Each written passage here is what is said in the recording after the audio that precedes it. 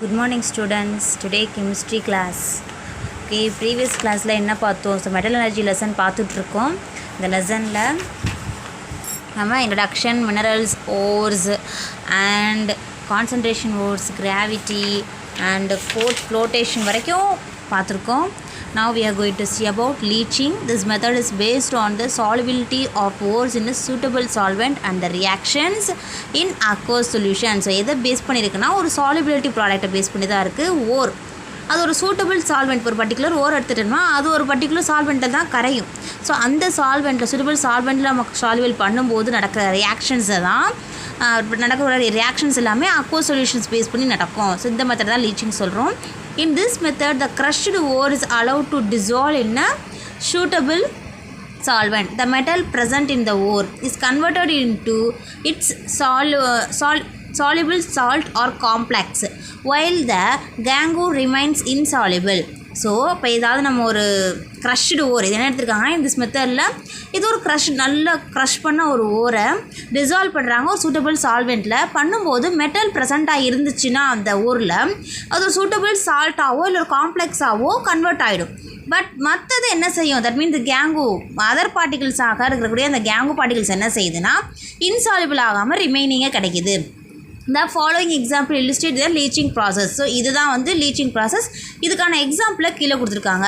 இல்லை ஃபஸ்ட்டு பார்க்க போகிறது cyanide leaching. Let us consider the concentration of gold ore as an example. So ஒரு concentration of gold ore எடுத்திருக்காங்க. The crushed ore of gold is leached which aerated dilute solutions of sodium cyanide. So அந்த ஓரை என்ன செய்கிறாங்க, gold ஓரை நல்லா crush பண்ணிடுறாங்க. Is leached with aerated dilute solution of sodium cyanide mingle பண்ணுறாங்க. So AU அப்படின்றது ஒரு சாலிட் நமக்கான அந்த ஓர், இது சைனைட் அக்வா சொல்யூஷனோட மிங்கிள் பண்ணுறாங்க. Gold is converted into a soluble cyanide complex. The gangue aluminosilicate remains insoluble.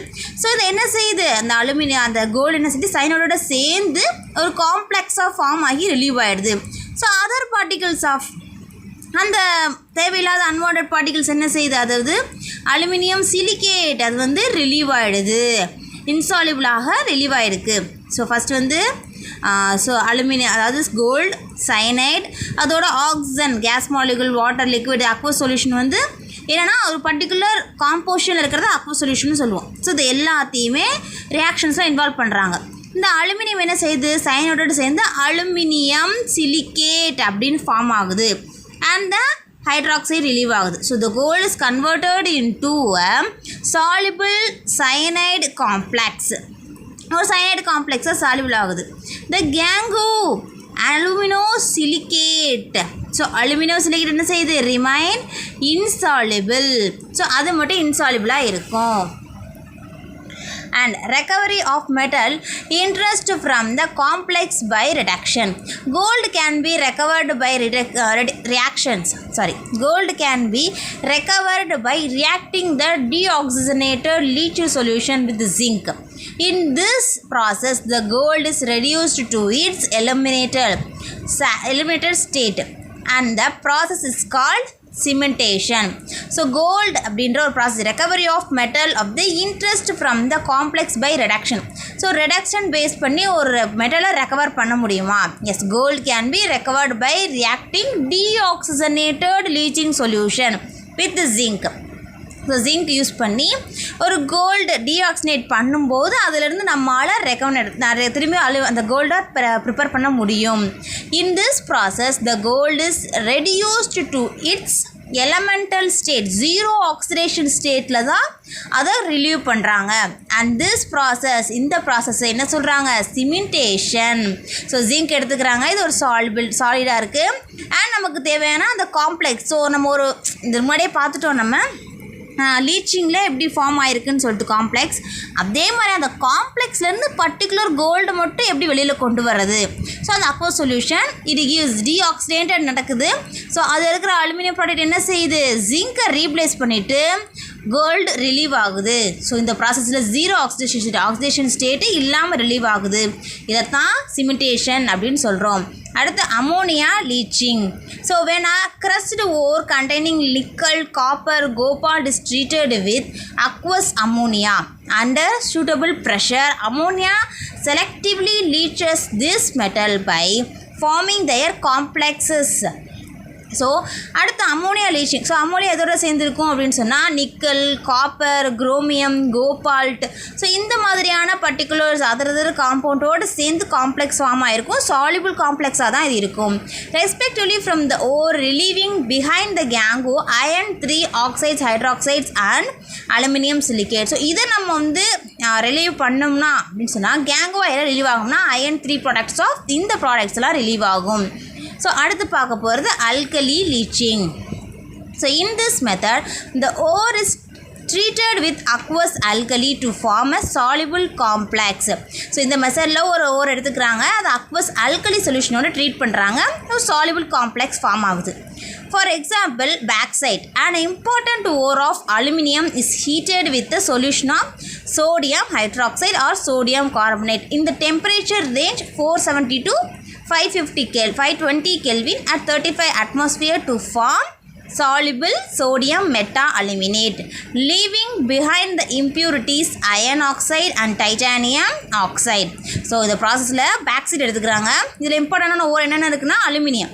இதை ஹீட் பண்ணுறாங்க. என்ன சொல்யூஷன்? சோடியம் மெட்ராக்சைடு, அப்படி இல்லைன்னா சோடியம் கார்பனேட்டோட ட்ரீட் பண்ணுறாங்க. டெம்பரேச்சர், ப்ரெஷர் எல்லாமே ஒரு பர்டிகுலர் ரேஞ்சில் வச்சுக்கிட்டு ப்ரிப்பேர் பண்ணும்போது soluble product of sodium meta aluminate form ஆகுது. and leaving behind the impurities. So அது தேவையில்லாத ப்ராடக்ட்லாம் ரிலீவ் ஆகும். So iron oxides and titanium oxides இது எல்லாமே என்னது? அயன் ஆக்சைடு அண்ட் டைட்டானியம் ஆக்சைட்ஸ்னால் ரிலீவ் ஆகிடும். ஸோ அலுமினியம் ஹைட்ராக்சைடு என்ன செய்யுது? Aluminium and sodium hydroxide treat பண்ணுறாங்க அண்ட் வாட்டர் இன்வால்வ் ஆகுது.